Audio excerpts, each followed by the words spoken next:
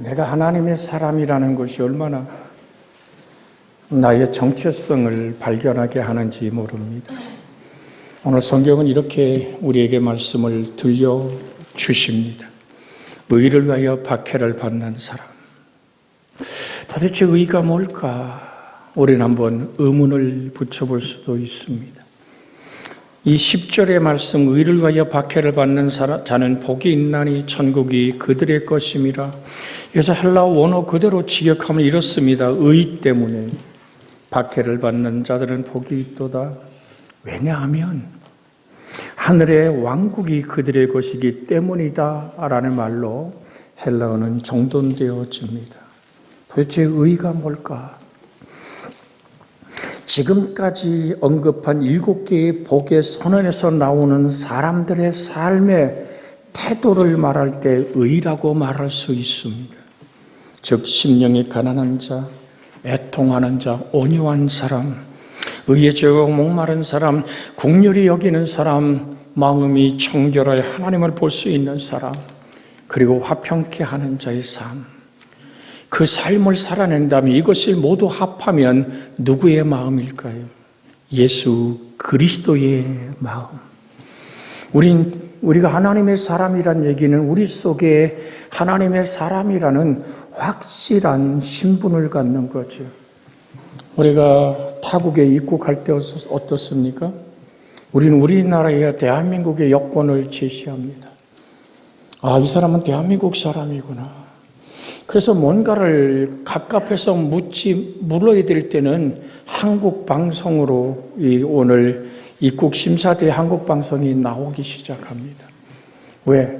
우리의 언어를, 우리가 누군지를 알기에 우리의 언어로 질문하고 답하는 거죠. 그래서 될 수 있으면 우리가 외국에 출입할 때는 영어도 그 나라 언어도 별로 사용하지 않습니다. 그 한국말하고 버티고 있을 때 제일 편안하죠. 여러분, 이 말씀을 드리는 것은 내가 하나님의 사람이라면, 내 속에 예수 그리스도의 마음을 품었다면 그 마음이 밖으로 드러날 수 있는. 그래서 사도 바울은 소리쳐 말합니다. 사나 죽으나 내 몸에서 그리스도 예수가 존귀케 되기를 원하노라. 나를 읽는 사람, 내 얘기를 듣는 사람, 나와 손을 맞잡은 그 사람에게 따뜻한 온기가 전해질 수 있는.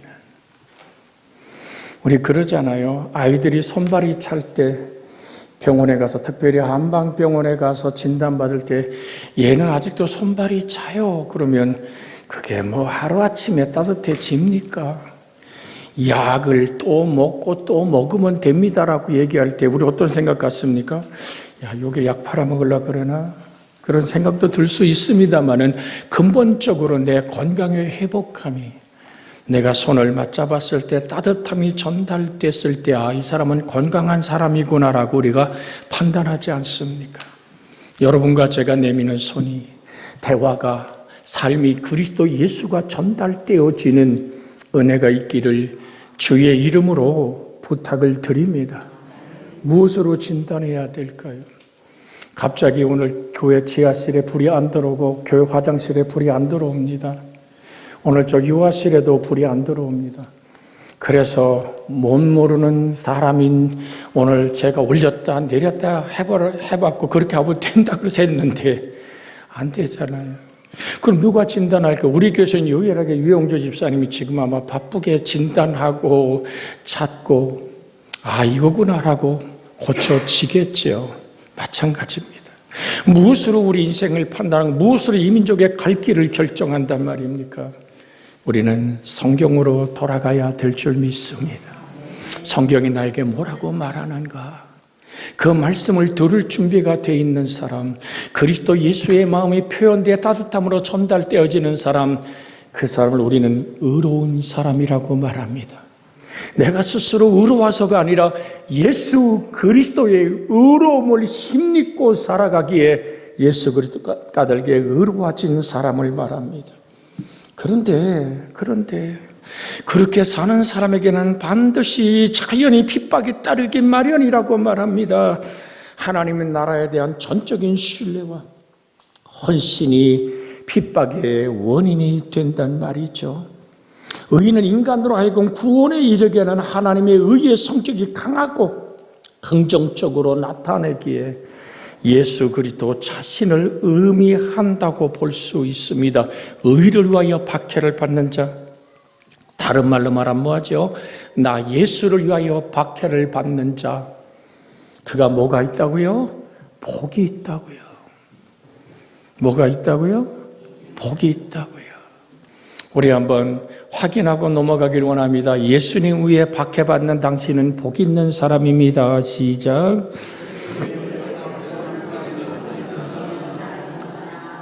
그럼 도대체 예수를 위하여 박해받는다는 게 뭘까? 그래서 11절에 이렇게 말합니다. 나로 말미암아, 나 예수로 말미암아 너희를 욕하고 핍박하고 거짓으로 너희를 거슬러 모든 악한 말할 때 너희에게는 복이 있나니. 바리새인의 누룩을 주의하라는 말씀을 새벽에 여러분에게 드릴 때 세상 누룩의 힘을 얘기한 적이 있습니다. 세상은 거짓과 총의 원리로 살아갑니다.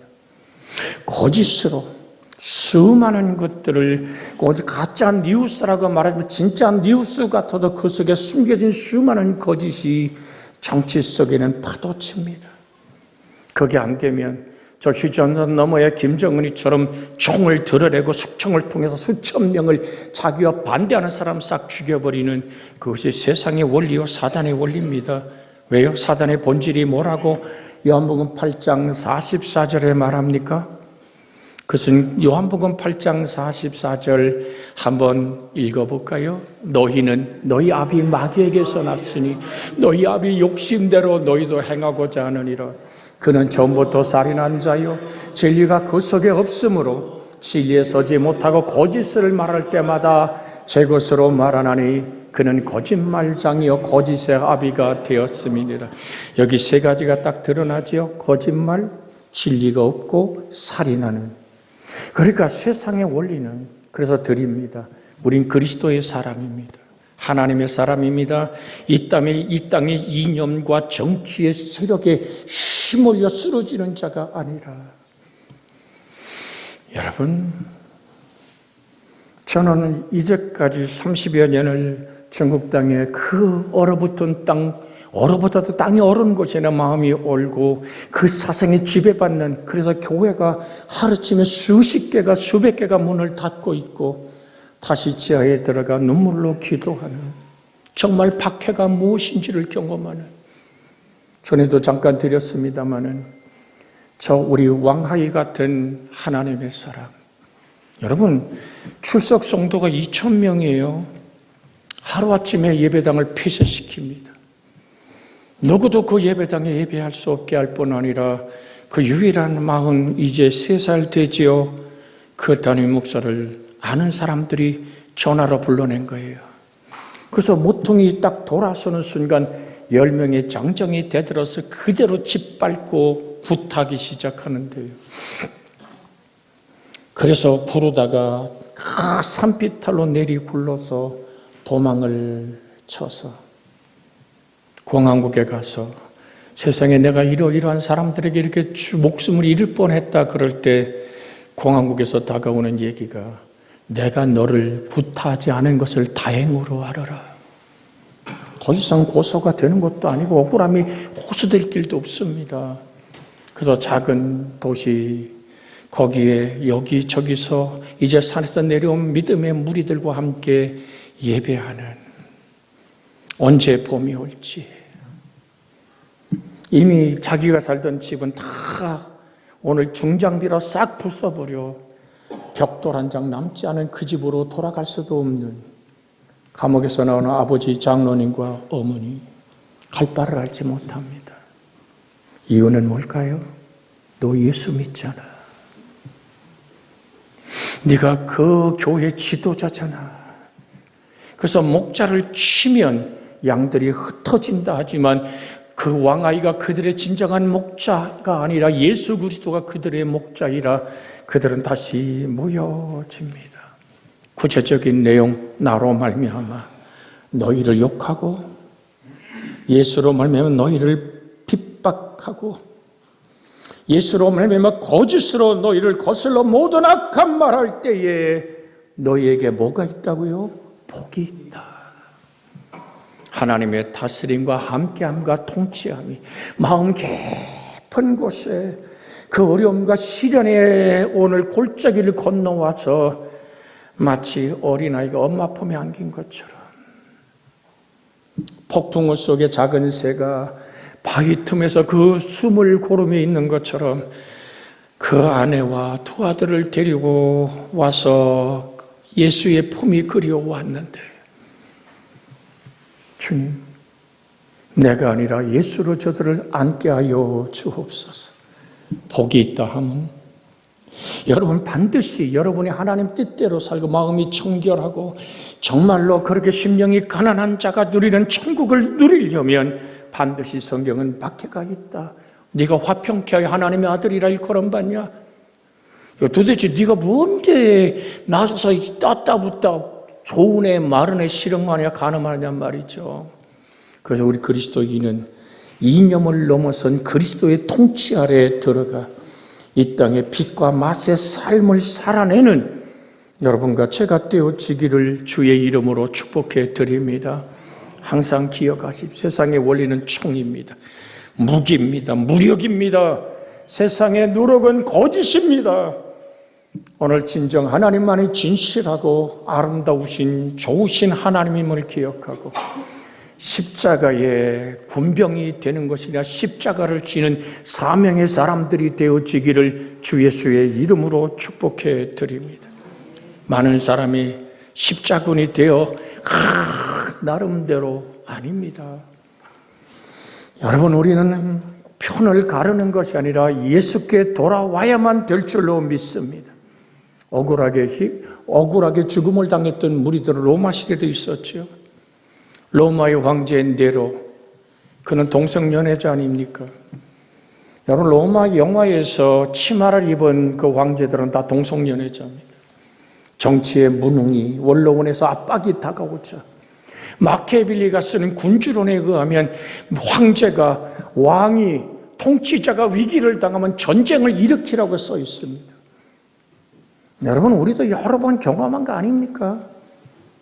나라가 위기와 힘들음을 당할 때마다 공비가 나타났고 쿠데타가 일어났던 일들을 우리는 봅니다.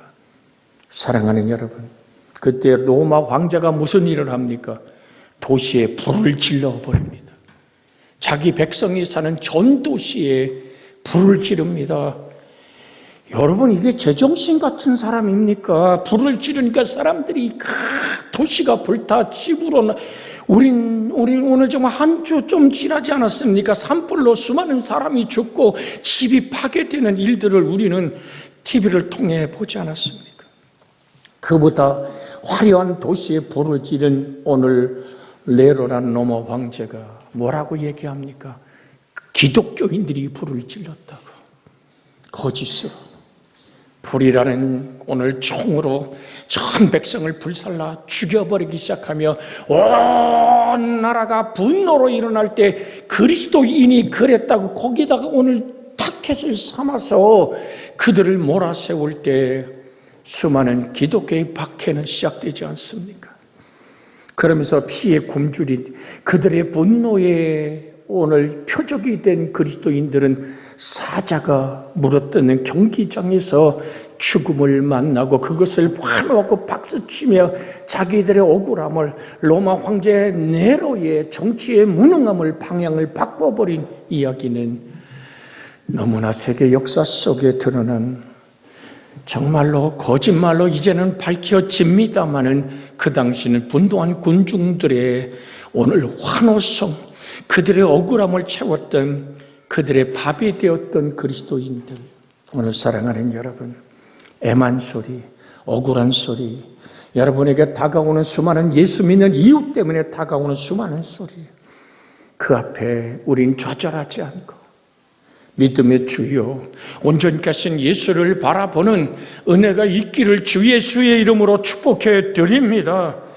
핍박을 받는 자란 얘기는 핍박받는 자들, 당초에 유대인들은 이방인들로부터 이중적인 박해를 받았습니다. 유대인들로부터 신성 모독이란 누명을 오늘 초대교회 교우들은 뒤집어 쓰고 또한 오늘 로마와 세상의 모든 사람들 로마 황제를 숭배하지 않는 사람들이라고 오늘 그들은 부도덕한 자라고 비난을 받기 시작했습니다. 우리 역사 속에 알지 않습니까? 일제강점기 시절에 생각을 해봐요. 여기다가 일본 천황의 위패를 모셔놓고 예배 드리기 전에 거기다가 경배를 한 후에 예배를 드린다면 거기에 굴복해야 됩니까? 신사참배. 일본의 국회에서 만드는 천황을 신으로 만드는 신사참배. 거기에 굴복하지 않을 때 수많은 순교자들이, 수많은 교회가 문을 닫고 심지어는 정말로 6.25와 그 공산주의와 일제강점기에 제암리 교회 같은 경우는 예배드리는 곳에 나무를 쌓아놓고 거기다 불을 질러 예배자 모두를 불태워 죽였던 박해의 이야기는 너무나 유명하지 않습니까?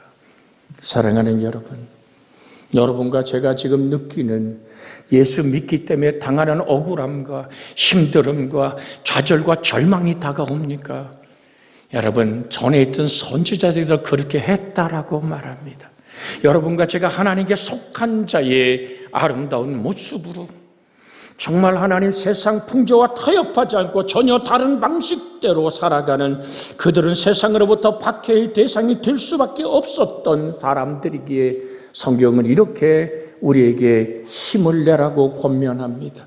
베드로전서 4장 12절에서 14절의 말씀을 우린 한번 같이 읽습니다. 베드로전서 4장 12절에서 14절.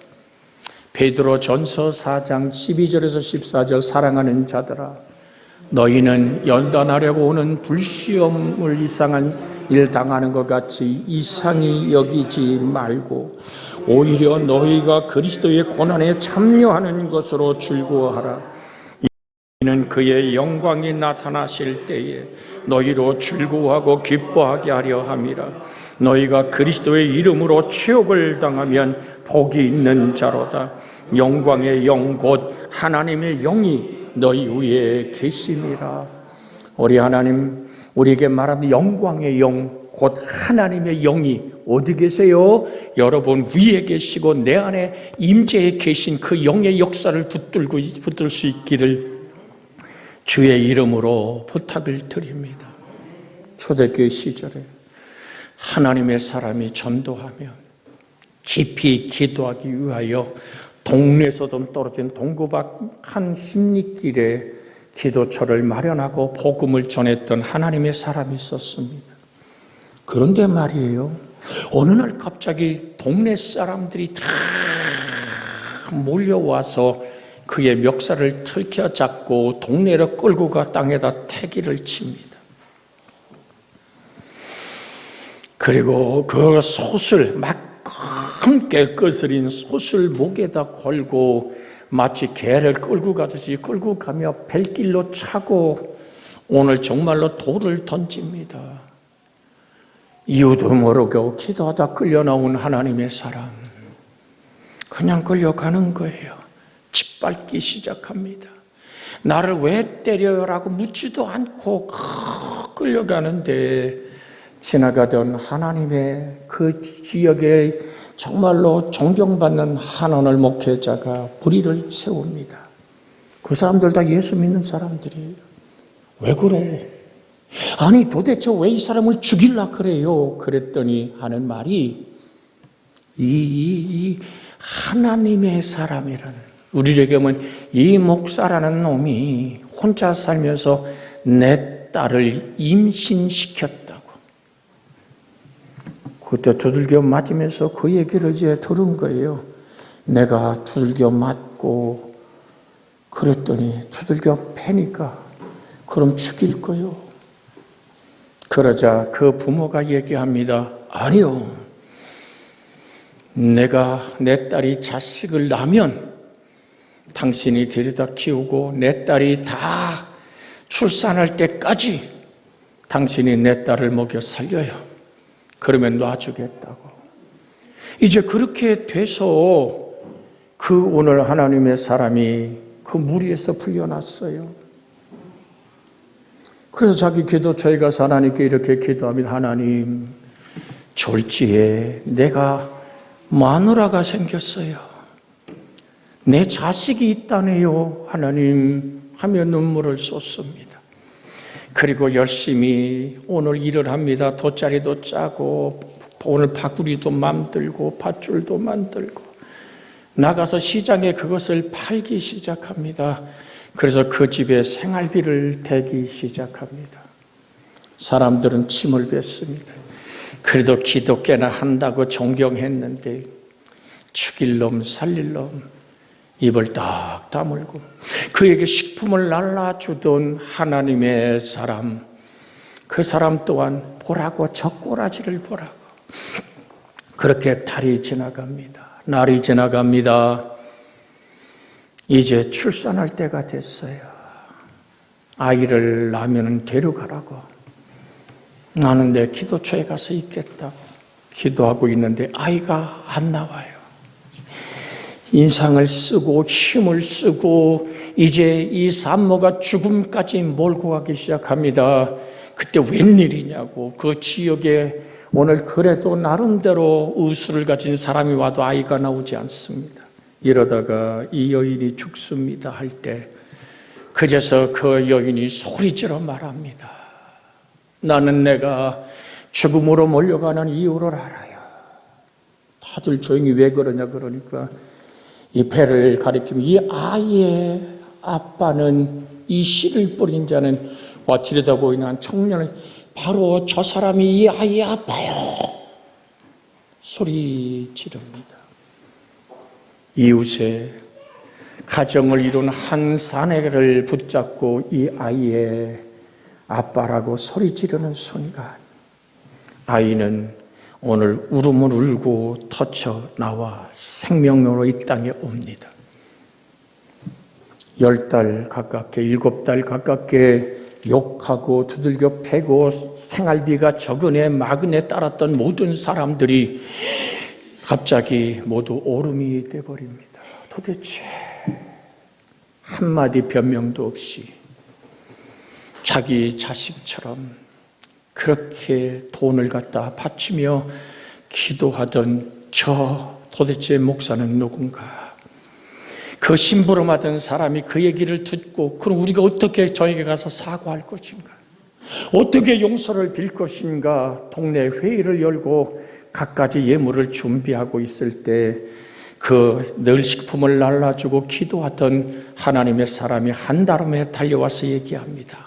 목사님, 또 무슨 일이요? 놀라서 물을 때 그 여자가 이렇게 고백했답니다. 그 옆집 젊은이, 누구 아빠가 그 아이의 씨를 뿌린 죄인이라고 얘기했습니다 하는 순간 그래요.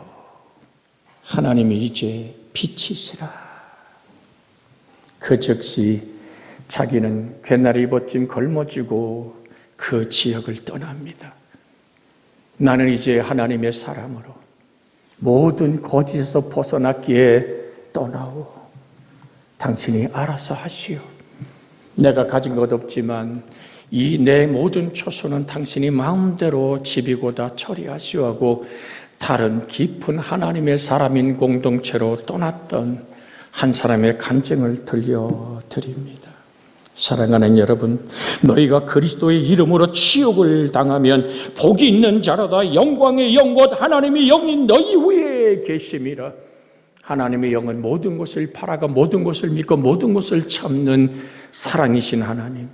지금까지 핍박이 계속되어 왔으나 기꺼이 감내하면서 핍박을 견뎌 왔음을 우리는 하나님의 사람들 앞에서 볼 수 있습니다. 세상과 그리스도는 결코 타협할 수 없으므로 그리스도를 따르는 제자들은 세상 풍조에 순응하지 않고 진리를 수호함으로써 복음을 전파해야 할 사명을 가진 자임을 잊지 않기를 원합니다. 그래서 주의 말씀을 들려드립니다. 요한복음 15장 18절 19절에 세상이 너희를 미워하면 너희보다 먼저 나를 미워한 줄 알라. 너희가 세상에 속하였으면 세상이 자기의 것을 사랑할 것이나 너희는 세상에 속한 자가 아니요 도리어 내가 너희를 세상에서 택하였기 때문에 세상이 너희를 미워하느니라. 요한복음 17장 14절에 아버지를 부르던 주님은 이렇게 기도합니다. 내가 아버지의 말씀을 그들에게 주었사오매 세상이 그들을 미워하여 싸우니 이는 내가 세상에 속하지 아니함같이 그들도 세상에 속하지 아니함으로 인함이니이다. 우리는 항상 기억하십시오. 요한복음 8장 32절을 담성하시죠. 진리를 알지니 시작. 진리를 알지니 진리가 너희를 자유케 하리라. 할렐루야. 여러분, 진정 여러분이 진리의 사람, 예수 그리스도로 자유함을 얻은 사람이라면 여러분, 빌라도도 이해하지 못했던 진리의 이야기를 하십니까? 진리가 뭐냐라고 주님을 심판하던 빌라도가 도로 묻습니다. 오늘 사랑하는 여러분, 진실로 우린 핍박 속에서도 하나님의 의를 포기하지 않는 자들에게는 천국이 그들의 것이라고 선포하고 계신 주의 말씀 안으로 돌아오기를 원합니다. 하나님의 나라는 종말에 완전히 이루어질 것이지만 이미 하나님의 나라는 그리스도와 함께 시작되었으며 그를 따르는 여러분과 제 속에 현재 그 영광을 누릴 수 있습니다. 이 세대를 본받지 않고 항상 마음을 새롭게 하여 하나님의 의를 수호하며 복음을 위하여 사는 자들은 이미 천국을 소유하고 있기 때문입니다. 성경은 그래서 이렇게 말합니다. 로마서 12장 1절로 2절에 그러므로 형제들아 내가 하나님의 모든 자비하심으로 너희를 권하노니 너희 몸을 하나님이 기뻐하는 거룩한 산제물로 드리라. 이는 너희가 드릴 영적 예배니라. 너희는 이 세대를 본받지 말고 오직 마음을 새롭게 함으로 변화를 받아 하나님의 선하시고 기뻐하시고 온전하신 뜻이 무엇인지 분별하도록 하라. 천국이란 말은 하나님이 지배하고 다스리는 곳이란 말입니다. 하나님의 선하고 하나님이 기뻐하시고 심히 좋게 여기심을 향하여 우린 믿음으로 달려갈 수 있는 은혜가 있기를 주의 이름으로 부탁을 드립니다. 요셉은 고백하잖아요. 보디발의 아내 유혹 앞에서 내가 하나님 앞에서 득죄하오리까.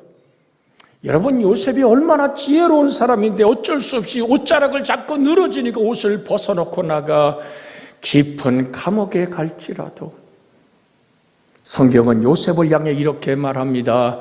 여호와가 그와 함께함으로 그가 형통하니라. 하나님의 가장 큰 축복은 함께 하심임을 기억하고 하나님 나와 함께 하시는 그 말씀 안에서 나를 치료하고 새롭게 하여 주옵소서.